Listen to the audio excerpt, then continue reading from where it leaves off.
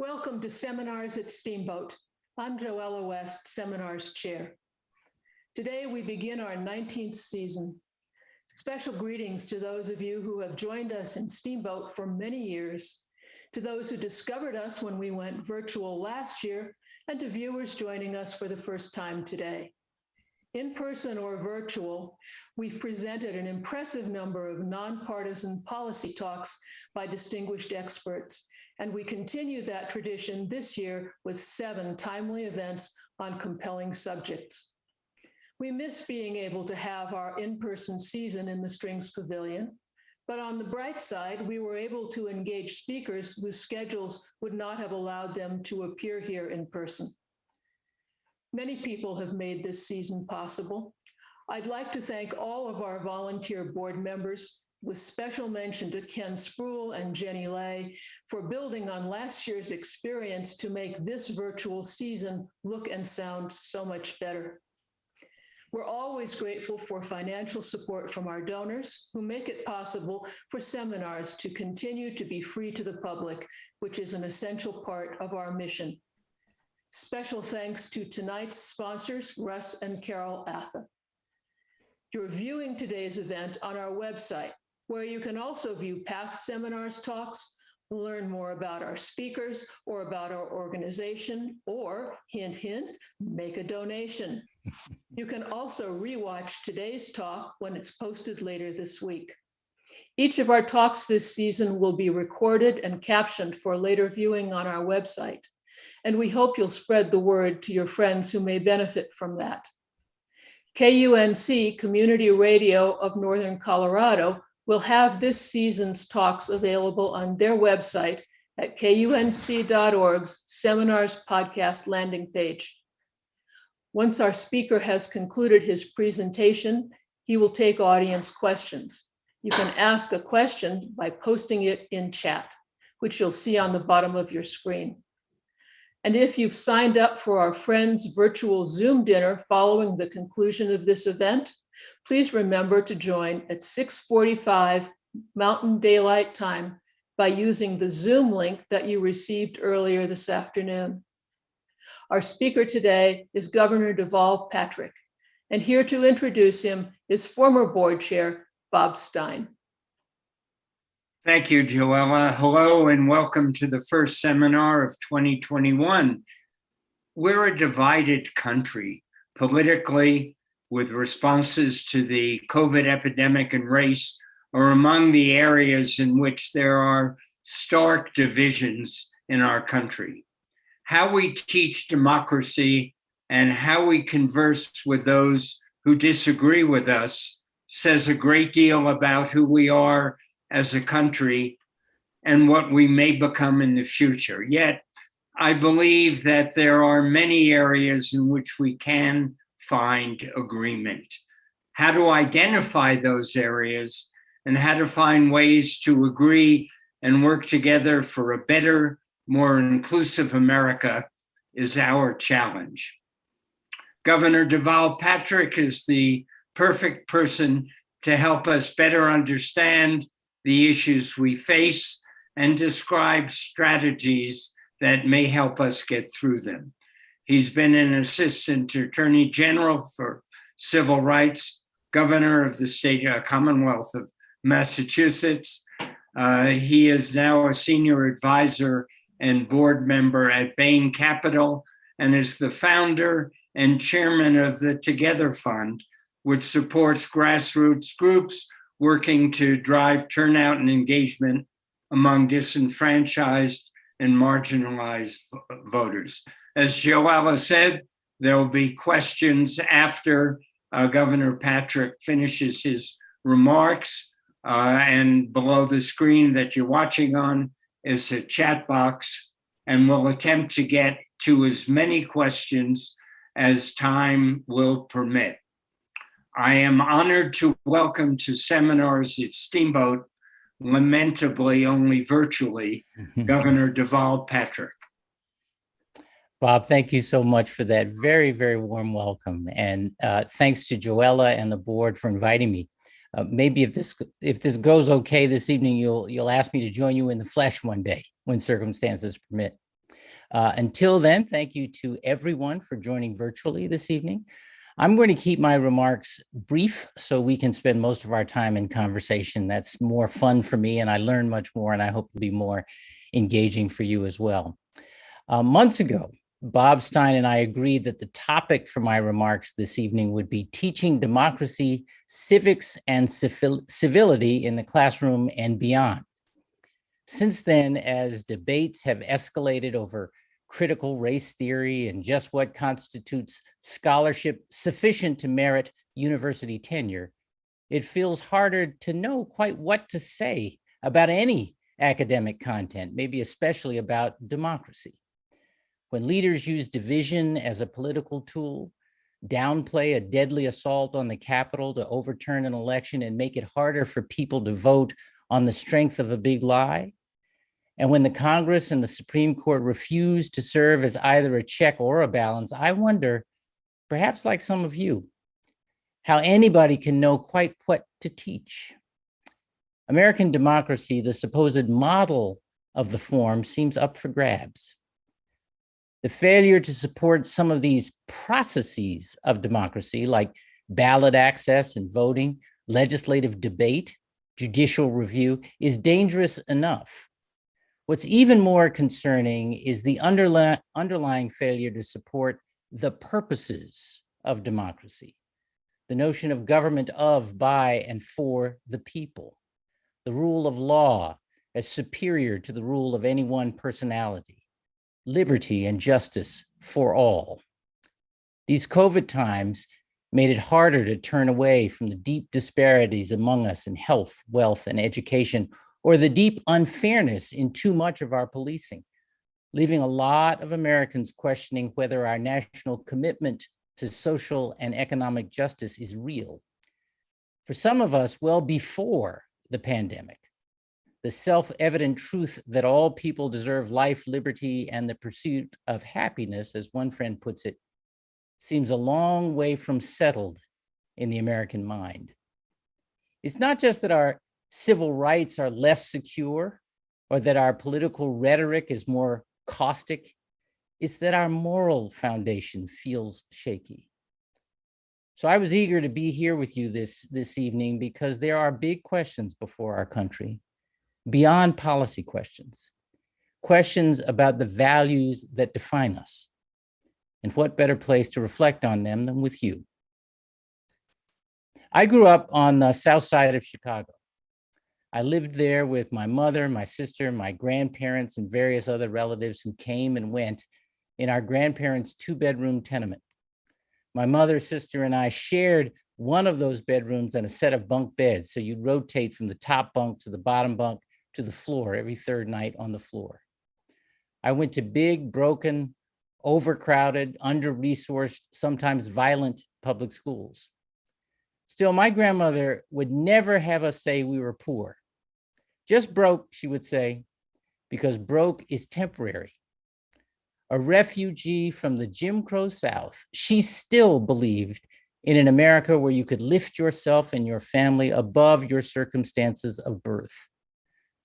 Of course, in the 50s and 60s on the south side of Chicago, most folks were from down south and brought Southern ways with them. Southern speech, Southern food, Southern storytelling. Naturally, that included church. For me, that meant regular attendance at the Cosmopolitan Community Church at the end of the block, to which my sister and I were sent every Sunday morning, bribed by the promise of homemade biscuits when we got home. Cosmopolitan had in common two things with every Black church: the transformative power of music and the presence of old ladies in hats who took the business of worship seriously. For all the things we didn't have on the South Side in those days, one thing we did was a very strong sense of community. That was a time when every child was under the jurisdiction of every adult on the block. If you messed up down the street in front of Ms. Jones, she'd go upside your head as if you were hers and then call home, so you got it 2 times. Those adults taught us that community is about understanding the stake that we have in our neighbors' dreams and struggles, as well as our own. The other lesson I learned, mainly from those old church ladies, was about the importance of having a moral foundation. It was never about sanctimony or any sort of moral superiority, just a set of values, of expectations they had of us, and most importantly, that we were expected to have of ourselves about how to behave and how to treat others. Those old ladies used those values as guideposts in everyday life through old-fashioned notions about not leaving your conscience at the church door. They taught us that faith is not just what you say you believe, but how you live. These lessons of community and the importance of core values have stuck with me. They've shaped my life and career choices, and of course, the way I think about policy. See, I'm convinced that before we can fix our policies, whether in job growth or education, in immigration or the justice system, or in democracy itself, we have to fix our politics. And I'm not just talking about tone or hyper-partisanship or a willingness to compromise, as important as all of that is. I'm talking about more fundamental notions of community, that we have a stake in each other, and of core values like justice. The notion that beyond the political left and the political right is right and wrong. In other words, fixing our politics requires reviving our purpose. And I think we have more power to do that than we may sometimes think. A few years ago, in an act of hateful violence, a gunman shot and killed 11 people and wounded 7 others while they prayed at Shabbat services at the Tree of Life Synagogue in Pittsburgh. He shouted anti-Semitic rants while he fired his gun. Those killed ranged in age from 54 to 97 years old. Because it was then the eve of the 2018 midterms, or maybe just because we are in the times we're in America, cries went up that the coarseness of our political rhetoric had given rise to this crime. And when we learned that just before the massacre, the shooter had posted on social media that he was about to avenge anti-immigrant misinformation spread by elected officials themselves, many Americans quite understandably asked hard questions about whether sowing seeds of fear and division were more than inflamed rhetorical flourishes, but in fact were bringing a dangerous fringe of society out into the open. The morning after the Pittsburgh shootings, I happened to be at Sunday services at Mother Emanuel Church in Charleston, South Carolina, of all places. The very place where just a little while before the Pittsburgh massacre, a white supremacist shot and killed 9 Black worshipers at the end of Bible study. That Sunday morning in Charleston, you could feel the weight not only of Pittsburgh's, but of Mother Emanuel's own tragedy. You could feel the weight of the shooting of the 2 African-American shoppers in Kentucky a few days before that. You could feel the weight of the unarmed Black and brown men and women killed unjustifiably by police, the weight of the children taken from their refugee parents at the southern border, the weight of the words and deeds of fear and division that have become the bitter daily diet of our politics and experience. And yet they didn't cry out at Mother Emanuel to be delivered by someone somewhere else. They didn't appeal to some distant faith. First, they prayed for the comfort of their brothers and sisters in Pittsburgh. And then Pastor Manning, who in the following days would travel to Pittsburgh to pray alongside the rabbi at Tree of Life, he preached a common sense truth that words do in fact matter, that we reap what we sow. And then at the altar call, they welcomed. And it's hard quite to capture the impact of this scene, but I want you to try to imagine it. Here was a place where one might fairly have expected and indeed have excused a little holding back. After all, that very openness and welcome had recently been fatal among those very people in that very sanctuary. And as the congregants began to come to the altar, Black people and white people, I will confess that some of us who were visiting were a little tense, praying with one eye open, you might say, to see if anything or anyone looked a little out of place. But not the pastor, not the deacons, not the choir director, not one of the regular parishioners. Their welcome was generous, unhesitating, and unflinching. They knew that the hate visited on Pittsburgh and on Kentucky and on themselves was but the reaping of what others had sown. But they also knew that if they wanted to reap love instead of hate, justice instead of injustice, it was within them and up to them to sow better seeds, kinder and more loving seeds. They took a chance on living their faith. Some might call it careless or naive. What I saw was greatness, moral greatness made possible by goodness. There's a connection in here, I think, about and to the American experiment. See, I think the founders, for all their flaws, intended to set this nation on a moral foundation, not in a religious sense so much as in a civic sense. America is an exceptional nation, but not because of economic or military might. Nations of great wealth and arms have come and gone with the winds of time.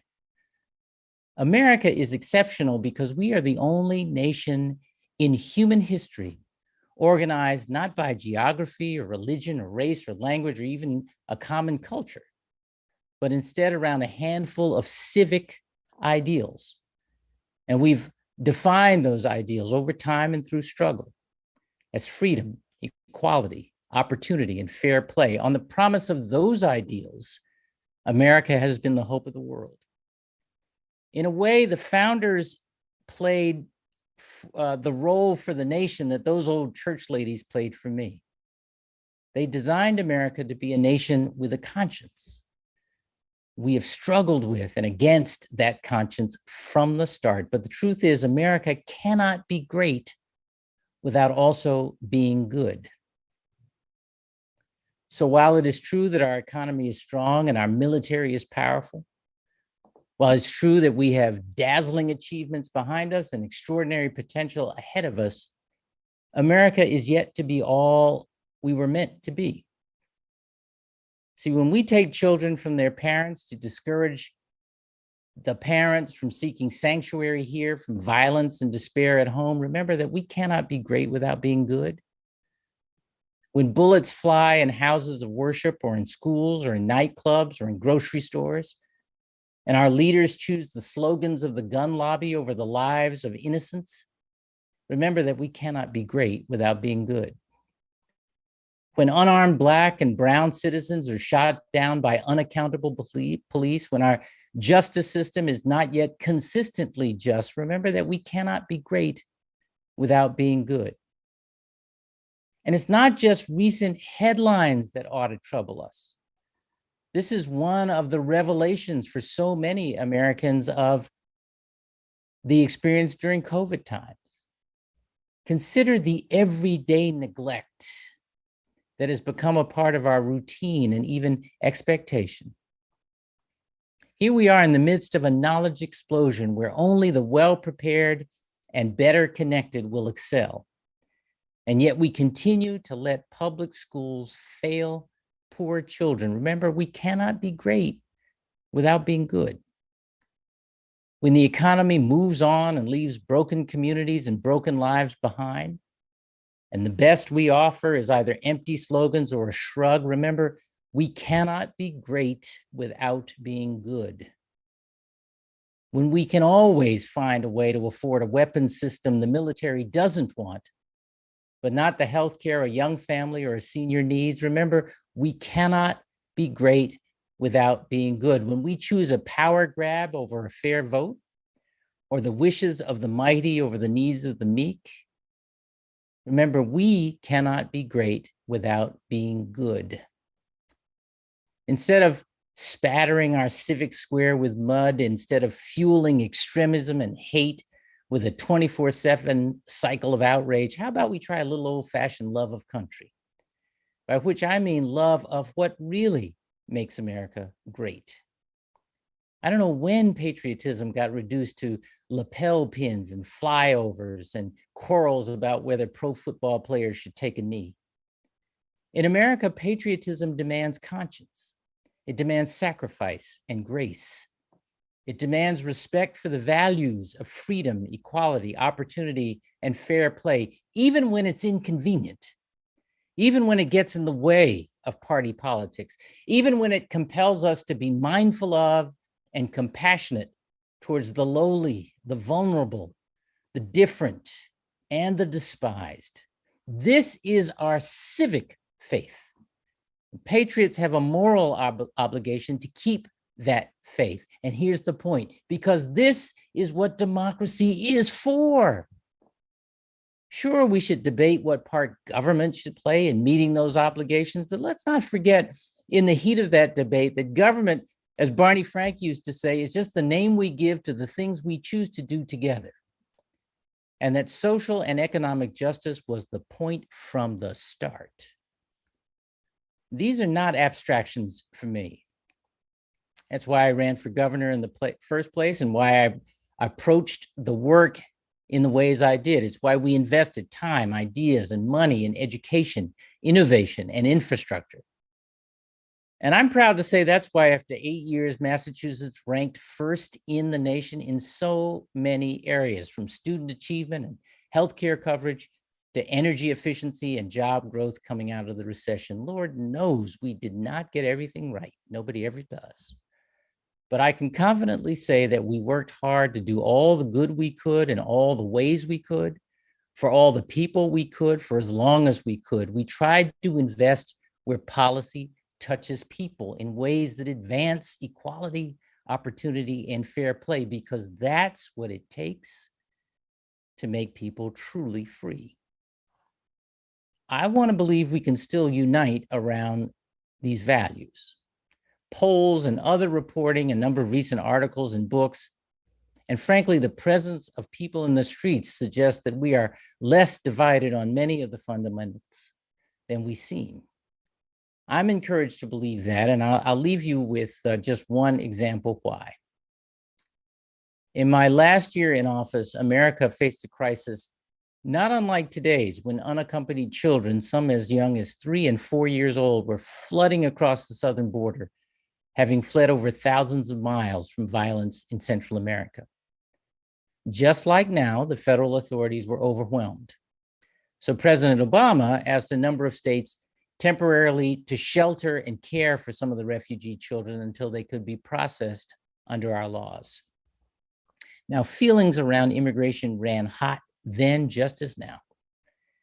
Even so, I agreed that our state would help, because accepting the challenge to temporarily shelter poor children fleeing unspeakable violence was, to me, an act of patriotism. America has given sanctuary to desperate children for centuries. We rescued Irish children from famine, Russian and Ukrainian children from religious persecution, Cambodian children from genocide, Haitian children from earthquakes, Sudanese children from civil war, and New Orleans children from Hurricane Katrina. Once in 1939, we turned our backs on Jewish children fleeing the Nazis, and it remains a blight on our national reputation, as I fear the recent separations of children from their parents will surely be remembered. The point is that our esteem and our power are enhanced when we rescue desperate children and diminished when we don't. My decision was an act of faith, too. I believe one day we will have to answer for our actions and our inactions. My faith teachings are very clear about how we are to treat the least of these. Every major faith tradition on earth charges its followers to treat others as we ourselves wish to be treated. Still, I knew our offer of shelter would be controversial. Indeed, for that decision on hate radio and social media, I was called everything but a child of God. A couple of days after I announced my decision on an unusually quiet Saturday morning, my wife, Diane, gave me a list of stuff to get from the local Home Depot. You have to know my wife to know that there is no office high enough to keep you from her honey-do lists. It was early in the day, and I thought I would just run out quickly on my own without bothering the state troopers in my security detail. What harm could come of it? I knew exactly where I was going and where to find everything on my list. So I set off in the official SUV dressed in a t-shirt, jeans, and flip-flops, a baseball cap, and dark glasses. Didn't matter. I was outed by the manager in the very first aisle. "Governor Patrick," he said, "welcome to Home Depot. How can I help you?" Now, I encountered a man in the checkout line who was angry, not hostile or threatening, just angry and loud. He yelled at me about sheltering the children. He said, "Governor, I couldn't disagree with you more." He said, "My own wife is an immigrant. She came here legally, and that's the way it ought to be. I want you to know that I think you were wrong." Now, in that moment, it would not have helped engaging with him over how being a refugee is in fact legal under American law. I simply thanked him for his feedback. But you have to know it was clear to everyone in the checkout line and beyond who was mad at whom and what he was mad about. I had 6 other encounters on the same subject in my short visit in the store that morning. And in each of the other encounters, someone came up and whispered, "Governor, I'm with you. Governor, you're doing the right thing. Governor, thank you for helping those kids." The calls to the office were 2 or 3 to 1 in favor of sheltering those children. And it struck me as I reflected on this later, how we've come to whisper kindness and to shout anger. I don't know if that's about the reality TV culture we live in or what, but I do know that it's upside down. It's time we learn to shout kindness, to shout compassion, to shout justice. That's the purpose of American democracy and the source of our greatness. Blessedly, we're starting to see more and more of that across this country, more and more people coming off the sidelines and standing up for America at her generous and optimistic best. From women who are demanding to be treated with the respect and decency everyone deserves, from survivors of domestic violence and abuse demanding to be seen and heard and believed, from the Black and brown people who are demanding consistent professionalism and the presumption of innocence from police, from students who are demanding we choose their lives and safety over the proliferation of military weapons in civilian hands, from all those lawyers who showed up at polling places in 2020 after threats of vote suppression, or in airports after the Muslim ban demanding respect for the rule of law. Black Lives Matter, Time's Up, Black Girl Magic, Occupy Wall Street, Families Belong Together. At any given time on any given issue, they may make any one of us uncomfortable. But they have taken to the legislatures, to the ballot boxes, to the courtrooms, and to the streets to lay claim to their democracy, to its purpose as well as its process, and ultimately to affirm the American conscience. They had better keep it up, and the rest of us had better join them, so that democracy doesn't end up a subject suitable only for history classes. Thanks so much for having me. I look forward to the conversation. Thank you, Governor. You have set a stage which is not overly optimistic. And what I would like to do to start is ask a question or two about some solutions, starting with schools, and that's where civics is taught, if it is. To what extent does the emphasis in so many schools on STEM And I know in Massachusetts, you added arts to science, technology. STEAM, we call it. Yes. So you have STEAM, but that still doesn't get to the question of civics, not as history, but as living. And I assume you think that students are the place to start. So let's start there. What needs to be done on a state or even local level to get beyond where we are now? So there are two responses I would offer you, Bob, because I think there are at least two dimensions of the solution. One is the basic structure, how the system is supposed to work, what the expectation is, who gets to vote for whom, which level of government has taken responsibility or is assigned responsibility under our Constitution, federal and state, for what part of our civic lives. That basic structure is amazing. How often, as a candidate, when I was out running for governor, that people would ask me about potholes in their neighborhood. I wanted to say, wait a minute, actually, that's something the mayor worries about, not the governor. And it takes a bit of patience and engagement, I think, to be able to respond in a way that isn't off-putting to people who are themselves not already familiar with the different structures. But I think more to the point of the purposes of democracy and the meaning of it and the connection we have to each other, this sense of community, is service. I think one of the reasons, it troubles me that we are as divided as we sometimes seem. What troubles me more is that it's been so easy to divide us. And I think it's easy to divide us, Bob, because we don't know each other. We get a cartoon version of one another, and we kind of stop at that. And the beauty of service, I believe, is that it gives people an opportunity to come together, in response to some unmet need, and work along someone who you don't know from a different region, who may come at a similar set of facts in a completely different way.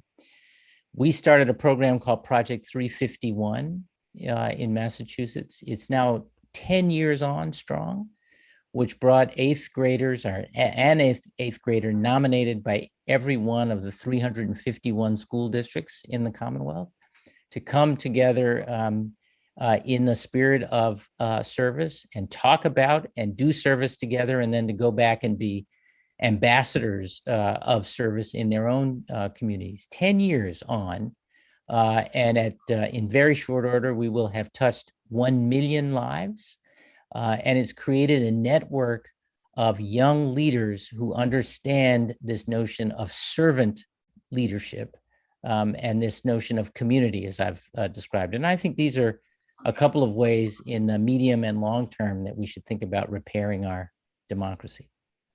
A year of service is something which one of our seminar founders, Belle Sawhill, has talked about. And that is one thing. Let me build a little bit on what you have said, because if I was a 7th or 8th grader in middle school, or if I was a high school student, this is the Constitution. What should I be taught about it in each of those environments? And should it be left up to the state where most educational policy comes from? Is there an overlay? How can we ensure that this document remains living? Well, first of all, it's worth reading. It's not that long. I mean, there are pocket versions like the one you have. If I were home, I'd pull the one that I have in my desk drawer. It is worth reading, and it's worth understanding that it is short for a reason, not because the founders were trying to avoid issues, but because they were trying to stake out broad foundational principles, mindful that they could not see entirely clearly into the future. So I think reading it is important. I think it's also important to understand the Bill of Rights and why the view was that the Constitution at its once done, and after that couple of years of debate and then ratification, was viewed as not enough of a governing document. And the Bill of Rights, where that came from and why.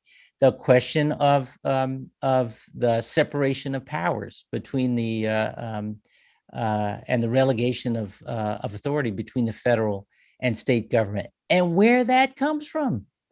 You know, states' rights was an argument invented in defense of slavery.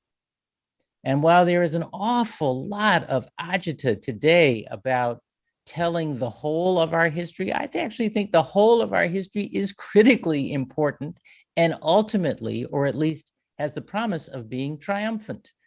But it informs a lot of the tension, a lot of the ways in which we have struggled over, around this idea of American conscience over time. And I think there are lots of opportunities to talk about that and then leave students to kind of work it out and argue among themselves across these differences. And I know this answer is too long, but I'll give an example of the kind of thing I'm talking about in a slightly related setting. I was a part of, was the founding chair of the advisory board for a program called Our Generation Speaks, which was an undertaking by an Israeli former soldier who was a student at Brandeis when I was in office, who was interested in entrepreneurialism. And he wanted to bring together, and we have over the last many years, Israeli and Palestinian young entrepreneurs to come to Boston, spend the summer together in an entrepreneurship or startup competition, and got whittled down so that we ultimately ended up with a small handful of new businesses on which there were both Israeli and Palestinian entrepreneurs working together. And then those businesses are sent back into the region to launch with a little funding. It's been 4 or 5 classes now and has continued to flourish. And in many respects, we ask ourselves whether the most important thing to come out of that is the success of the enterprises or the success of the relationships. Why? Because in their downtime, and there was a lot of it, they grappled with some of the questions that they don't get to argue about back home across differences. And they found a way to hear each other. And in that hearing, they built some trust and they built some more understanding, and there will come lasting benefits for that democratic experiment in that part of the world. And I think there's similar kind of benefit can come of that sort of approach here. When you were talking about the Constitution and the Bill of Rights, which of the Bill of Rights do you think is most important? Do you like the most, and which one is really being ignored? Oh, gracious. That is so unfair. Look, I think there is real, it's so important to understand the 14th Amendment and the relationship of the 13th, 14th, and 15th Amendments, because they were, in a way, the 13th Amendment abolished slavery, and the 14th Amendment said, actually, you know, we meant it when we said we are not only are former slaves free, but they are citizens with the full rights and benefits and obligations of citizenship. Again, broadly articulated in the amendment so that there would be broad application. And we've been fussing about that for a long, long time. I love the First Amendment rights to speak freely, and the right to petition, First and Fifth, to petition government, and the right to practice one's religion freely. I'm fascinated by the way the freedom of religion has been turned into a spear rather than a shield. In other words, the Bill of Rights was debated as a way to better define the relationship between the state and individuals. And the freedom of religion in recent cases in the Supreme Court has been advanced as a reason why, as a justification for why some citizens can effectively discriminate against other citizens. And that's a fascinating and I think troubling development. So when I was in office, people would ask me what part of the Commonwealth I loved the most, and I said, I'm like a parent; I have to love them all the same. I think as a lawyer who has practiced in the Supreme Court and in the courts of appeals, I have to, and I do love it all the same. But I think you have to see it as the whole and not just the parts of it. There have been a couple of questions about what can local communities do, whether it's schools, city government, or other entities, to promote civic values, whether it is in school itself or other volunteer activities. And then how do you deal with those states or localities whose concepts really are false narratives, who are putting out things which are incorrect, but say that's what is going to be taught in our school? How do you deal with both of those issues? Well, so the first issue, I want to be sure that we do not underestimate the value of example, which is to say, when political leaders, when business leaders, when civic leaders make a point of participatory democracy by their own actions, by what they do to open up polling places and to make registration convenient and to make voting easy and accessible. What they do, not just what they say, but what they do is enormously important. Not every gesture has to be the grand one that makes the news.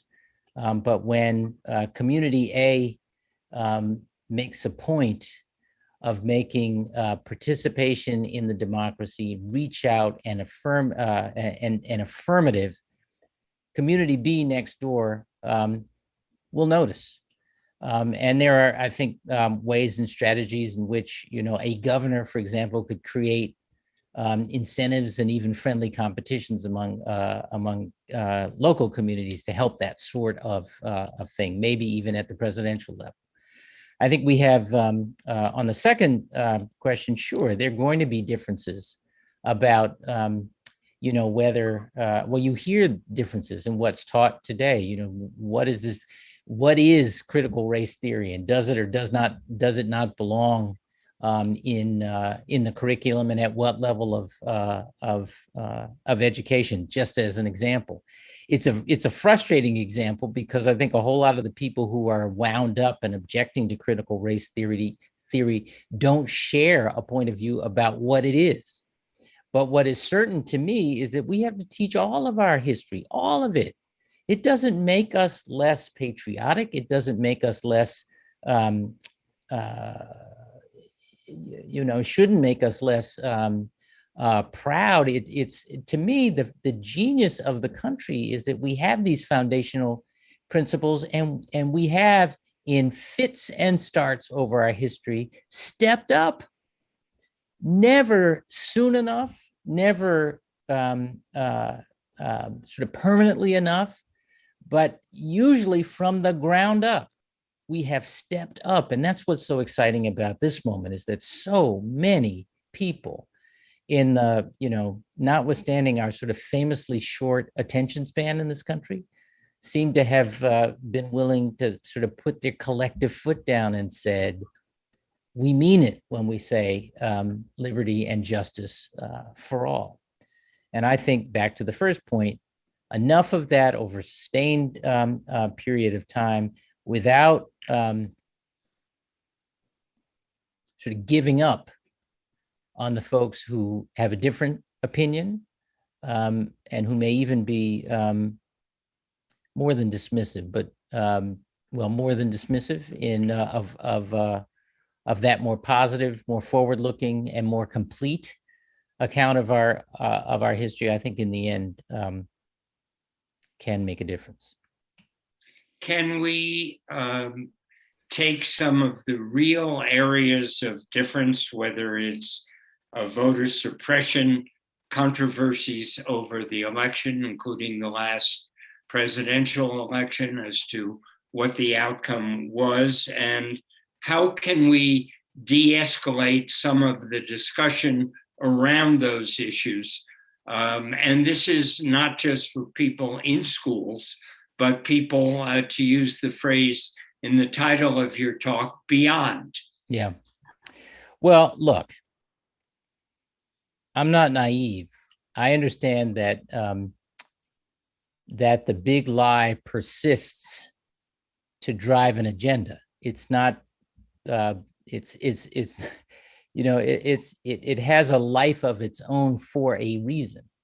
The voter suppression and vote suppression undertakings in many states are a part of a strategy. And I want to be clear, Bob, I'm saying this not, I'm saying this as a Democrat who doesn't think you have to hate Republicans to be a good Democrat. That's not the kind of politics I believe in, but it has been true for a long time that at the national level, Republican electoral strategy has included jiggering the rules.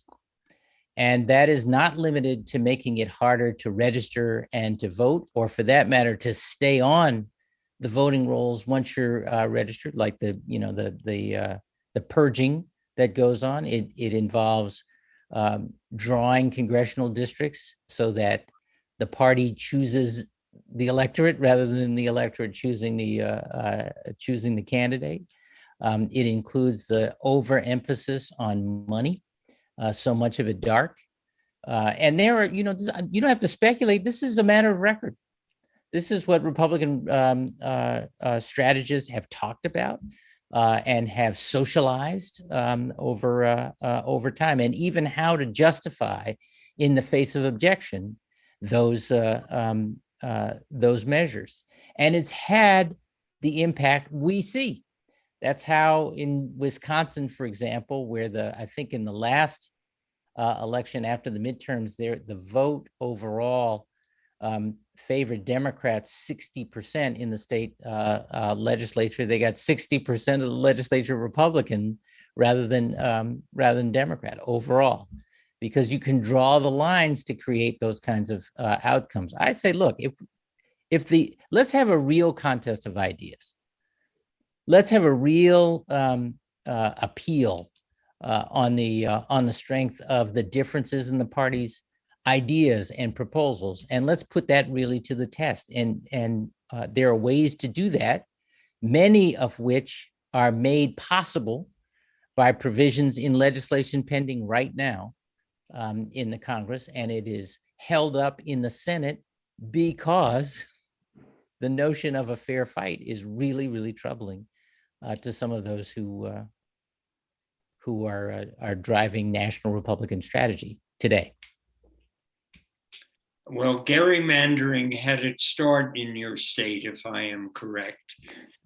Jerry, Yes. Governor Jerry, that's right. Beyond that, do you think that voting, as in some countries, should be a requirement of citizenship? Our percentage is appallingly low.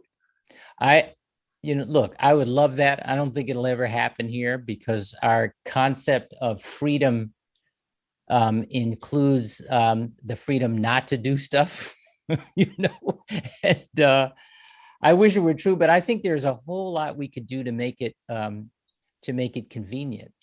There are an awful lot of people who cannot take the time off from work to cast a vote. There's a movement led by many businesses to make that a paid time away from the office or the workplace. It's a lot easier for bigger businesses than smaller ones, but that is again some power of the example. We could make it a lot easier to register to vote. Automatic registration when you turn 18, for example, which is a proposal in many places, is a great idea. I happen to think that the example of some of the Northwestern states with mail-in voting has been very, very positive, with hardly any evidence of fraud. Why not do that in more places? I think similarly, the idea of longer polling hours on election day or early voting, which has been tried in many places, especially during the pandemic, enormously important. And look, it's true that in the 2020 presidential election, the Republican incumbent got the highest vote in the history of voting. There were more people who showed up to vote. He didn't win the popular vote, but there were more of his voters, is what I'm trying to say, who showed up. That's good. That's good. Why then try to figure out ways to make it harder for people to vote that just happen to have a history, in the case of the tools being used, of disadvantaging poorer voters, rural voters, Black and brown voters? Let's have a fair contest of ideas. I feel pretty confident we'll do okay, but I think everybody would feel more confident in our democracy if we went more in that direction. We have now, during COVID, in many communities trying to encourage vaccination, have provided various kinds of incentives, cash, tickets, etc. Only in America. Only in America. Yeah. Should we do that with voting, or is that really a false equivalent?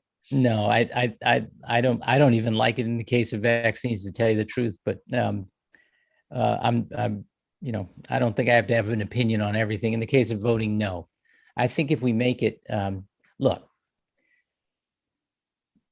apart from the mechanisms to available to register and vote, some of which I've talked about already,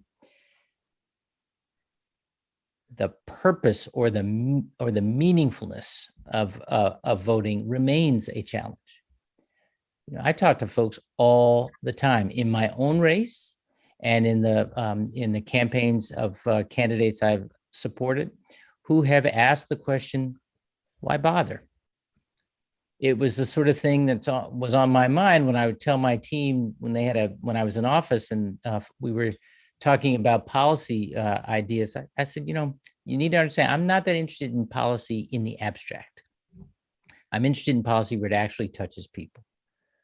So if there's a good idea, you tell me how it improves somebody's life. How does it help somebody help themselves?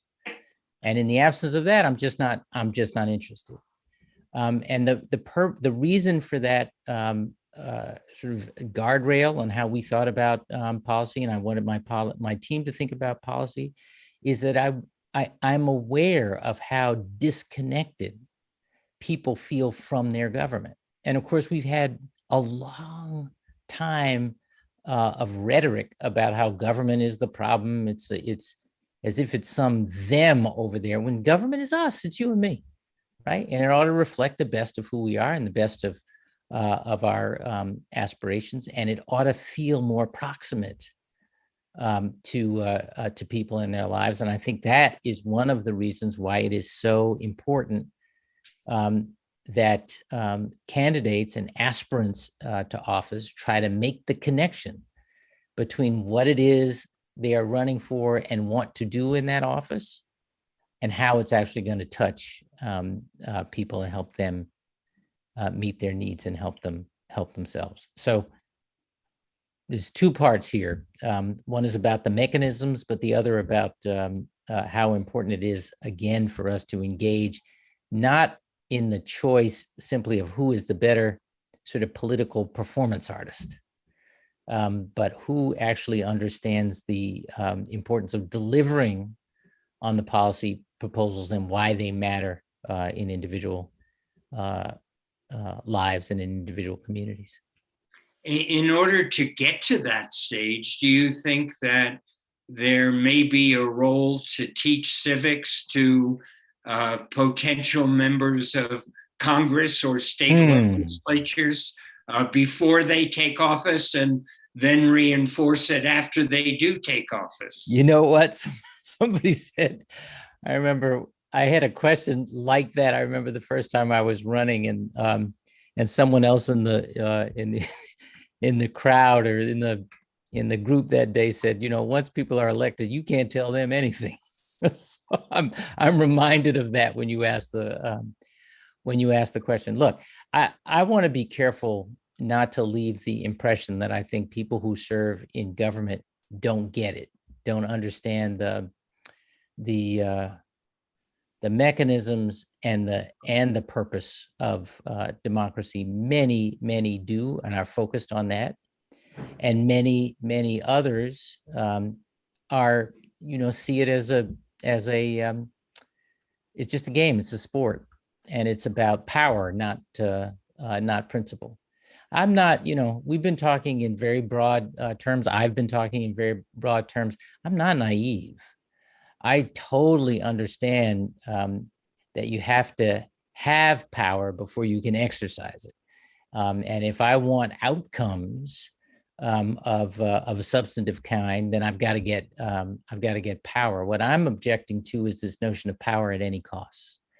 That there are some guiding principles that make us a great country, and that when we divert from those principles or ignore them or trample over them, then that which gives us national power at home and abroad, credibility and integrity as a democracy, is compromised. And that's the connection I think it's important for regular citizens to see, and then to exercise their civic opportunity to vote accordingly.